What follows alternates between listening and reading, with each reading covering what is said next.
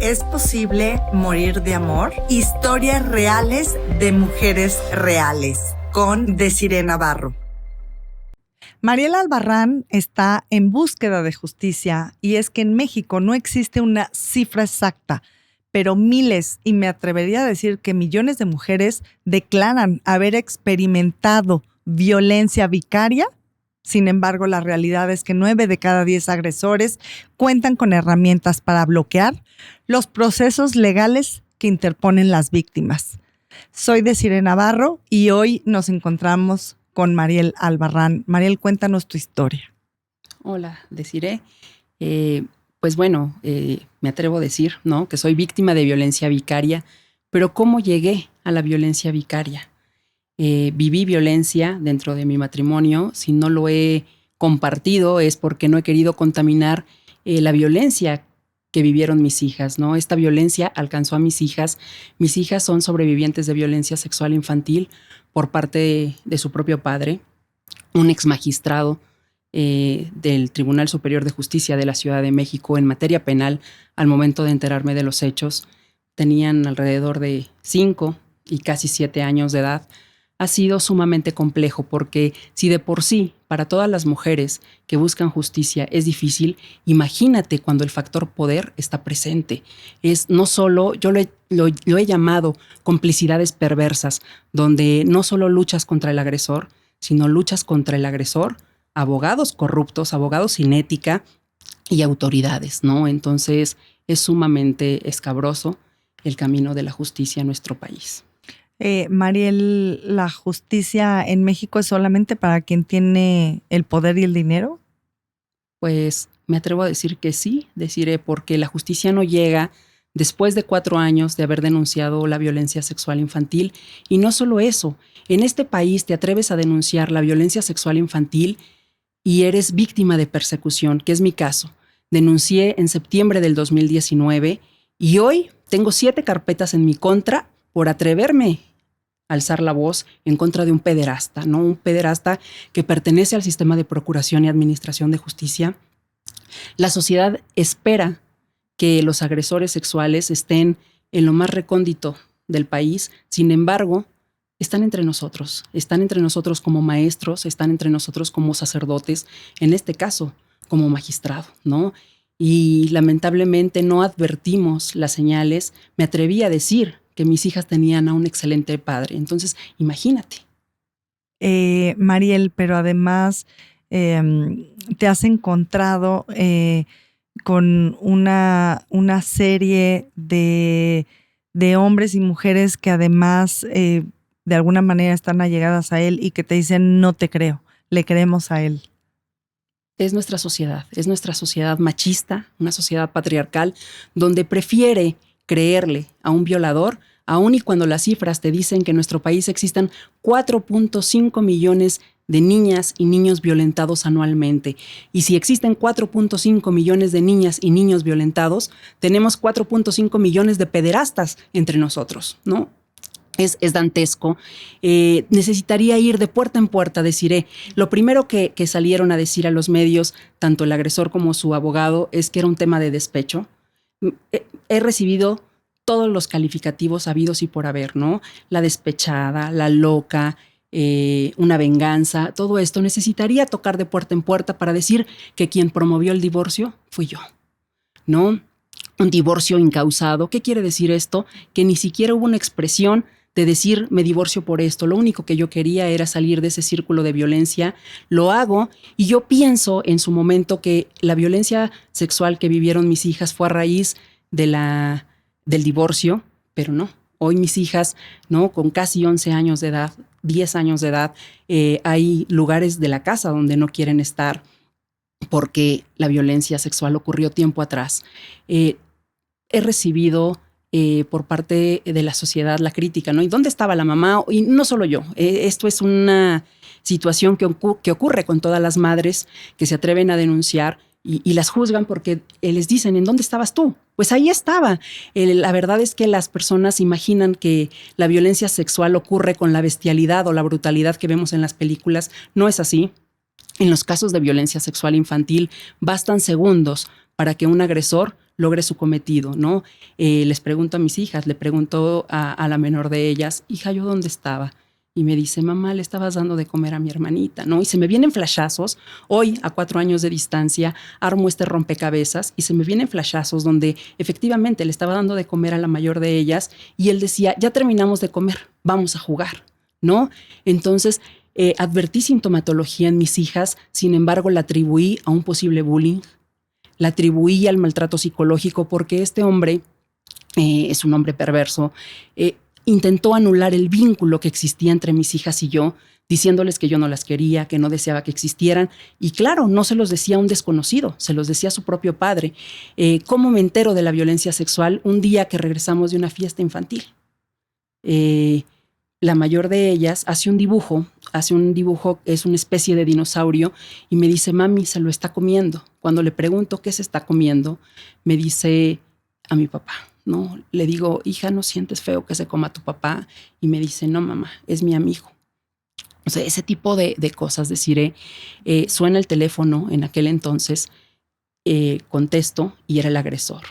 Lo confronto en altavoz, pongo el altavoz. Para mí era importante que la mayor de mis hijas escuchara cuánto la amo, cuánto deseaba que existiera. Fue lo que le dio la fortaleza para minutos después verbalizar la violencia sexual. Y Mariel, ¿tú de alguna manera has visibilizado lo que es la violencia vicaria? Un tipo de violencia que no es aún muy conocido en México. Y para pues las miles de mujeres que están viendo en este momento tu entrevista, ¿qué es la violencia vicaria? La violencia vicaria es la suma de otras violencias. Cuando te dije, mientras estuve casada, ¿no? Fui violentada. Esta violencia alcanza a mis hijas y cuando me atrevo a denunciar, existe una persecución, ¿no? 7 carpetas de investigación en mi contra en esta búsqueda por aniquilarme. Lo que buscan los agresores vicarios, con auxilio de abogados y de instituciones, es aniquilar a las mujeres. Se dice que esta violencia vicaria está por debajo del feminicidio, porque son contadas las mujeres que resisten este tipo de violencia. Cuando cualquier persona que hoy nos escucha, tiene una carpeta de investigación en su contra, no duerme, deciré. Imagínate 7 carpetas, imagínate 40 procesos en torno a una carpeta de investigación. Si he podido alzar la voz, si he podido dar esta batalla, es gracias a mi formación académica, gracias a que tenía las herramientas y que he sido sumamente afortunada en este proceso. Hoy mismo estoy sentada aquí contigo, una oportunidad que no tienen todas las mujeres. Mariel, ¿cómo va el proceso y qué es lo que tú esperarías de este caso? Justicia, deciré, si no me rendí hace 4 años, si no desistí en esta búsqueda de justicia, ahora menos. Si hay necesidad de llegar a instancias internacionales, le hemos podido arrancar pequeños pedazos de justicia al sistema, como una recomendación de derechos humanos, ¿no? La 10/2022, donde la Comisión de Derechos Humanos de la Ciudad de México da cuenta de la corrupción que hubo en la integración de esa carpeta de investigación. Actualmente hay 3 procesos en contra de los ministerios públicos que integraron, que se atrevieron a alterar la transcripción de los audios de mis hijas para darle una connotación distinta y para favorecer a este agresor. Las carpetas son por prevaricato. ¿Qué quiere decir? Que los abogados y el agresor, en complicidad con autoridades, obstaculizaron este acceso a la justicia. Hemos llegado a instancias federales. Es el Poder Judicial Federal quien ordena la no convivencia del agresor con mis hijas. Entonces, hay elementos. Sin embargo, quiero decirte que de cada 1000 casos, solo 1 recibe sentencia condenatoria en los casos de violencia sexual infantil. ¿Entiendes por qué desisten? ¿No? Es sumamente tortuoso el camino.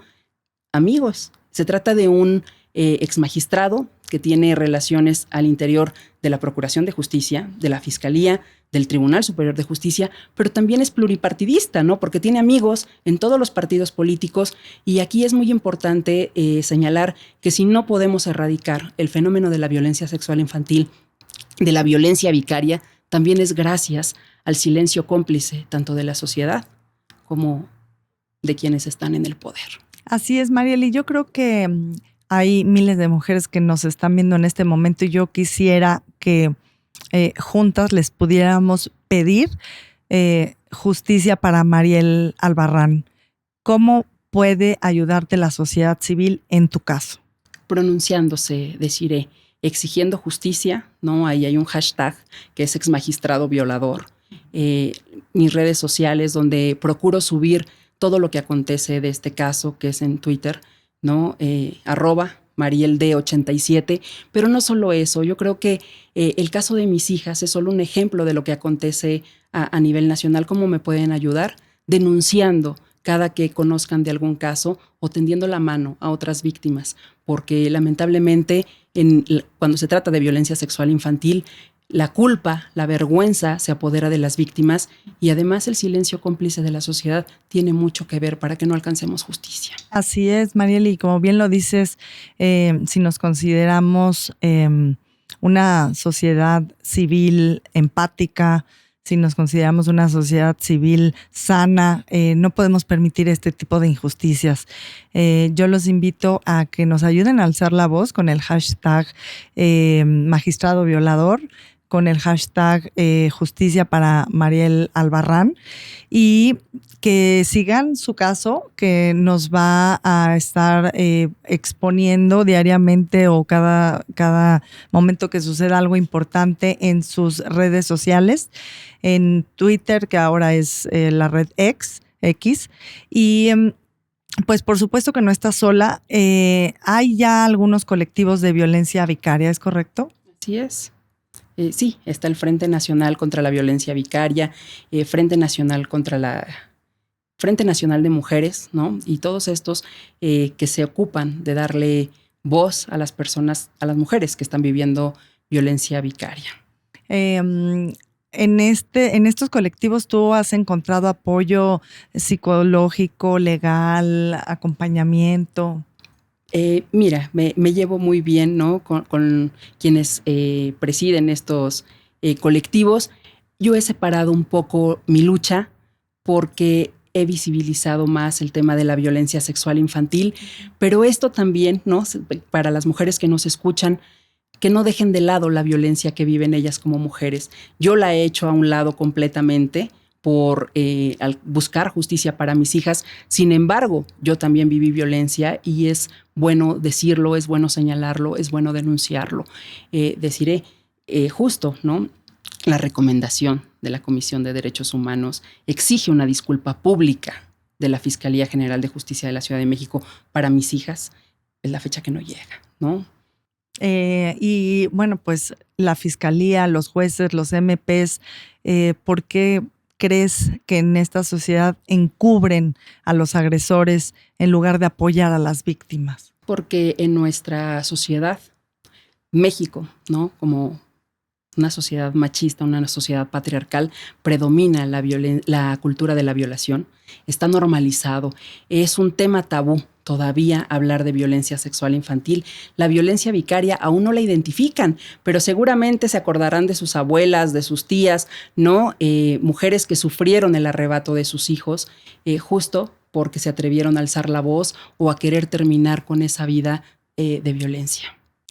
Pues, Mariel, ayúdenos a denunciar, alcemos la voz. Y para finalizar, quisiera preguntarte, ¿es posible morir de amor? Desde luego que es posible morir de amor, y no solo tú, ¿no? Pueden morir de amor tus hijos. Esta violencia puede alcanzar a tus hijos. Pues muchas gracias por esta entrevista, y si quieren ver el podcast completo, no se lo pierdan. Es posible morir de amor, historias reales de mujeres reales.